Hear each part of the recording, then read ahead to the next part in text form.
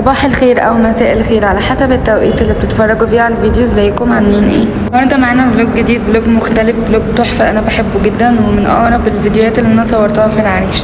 هوريكم دلوقتي وانا رايحه نادي العريش. سمعت ان هناك في اكبر حمام سباحه تحفه والفيو بتاعه حلو قوي، فيلا كملوا معايا الفيديو عشان اوريكم التفاصيل والاسعار وكل حاجه.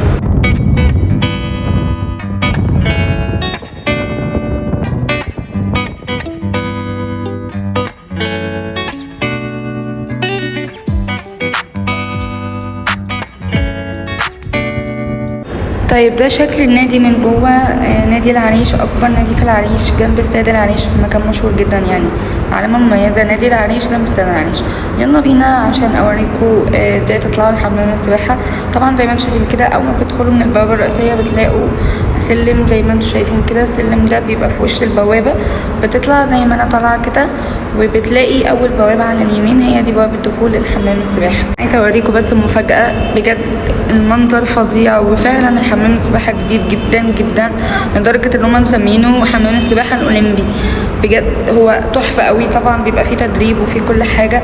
شايفين منظر السماء، الفيو بجد خطير جدا حقيقي. انا انبسطت قوي بالفيو من قبل ما انزل، فانا بجد برشح لكم المكان ده. هو كل حاجه فيه حلوه قوي. وكمان عندهم بارتيشن صغنن كده هوريه لكم دلوقتي لللايف جاكيت، بيتأجر ب20 جنيه.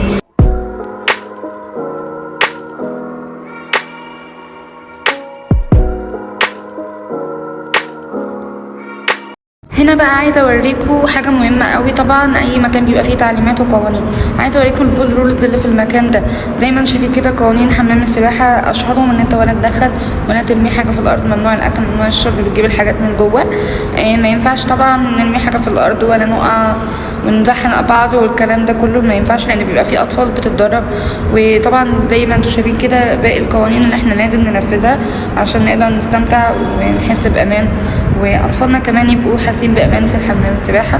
لان بيبقى فيه كده شويه مشاكل، اللي يدق حد واللي يعمل كده واللي بيرمي سجاير في الارض والكلام ده كله. فهم بجد مكان كنظافه وككل حاجه ممتاز جدا جدا جدا. طيب وزي ما احنا شايفين دلوقتي بقى كده البارتيشن اللي انا قلت لكم عليه، بارتيشن لايف جاكيت بيتأجر. اللايف جاكيت اي واحد منهم ب20 جنيه حسب المده. يعني انت بتدخل تدفع مثلا ساعتين نازل فيهم فتره مثلا من 4 ل 6، فبتاخد لايف جاكيت ب20 جنيه. ده لو انت حابب، ده مش اجباري. لكن الناس اللي ما بتعرفش تعوم، لان زي ما بقول لكم كده حمام السباحه ده اولمبي مش حمام سباحه عادي، فهو غويط شويه، فبتحتاج ان انت تأجر لايف جاكيت. طبعا في كل المقاسات والاحجام والاشكال. البيبيز اللي بيبقى عندهم شهور برضو ليهم لايف جاكيت بينزلوا بيه عادي جدا. عايزه اقول لكم اللي هو مريح قوي، ولا اللي هو بيبتد بالجسم ولا اي حاجه، وبجد بتحس بامان جدا جدا، وحقيقه هتنبسطوا قوي وهتقضوا يوم حلو جدا.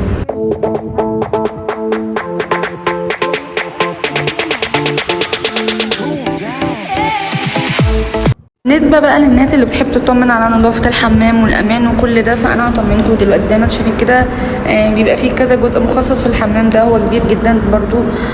في مكان مخصص للشاور اللي بياخد شاور بعد البسين، في كمان مخصص لللبس وتدبير اللبس، فيه اللي انت ممكن تستنى حد مثلا لو انت داخله معاكي اختك معاكي صاحبتك تستنيها بره عشان ما يبقاش المكان جوه زحمه. زي ما انتم شايفين كده 4 حمامات. زي ما احنا بقى دلوقتي شايفين العوامات دي كلها، ده برضو بارتيشن العوامات زي اللايف جاكيت بالظبط، بيتأجر على حسب الفترة اللي انت هتنزل فيها وبتسلمها وانت ماشي.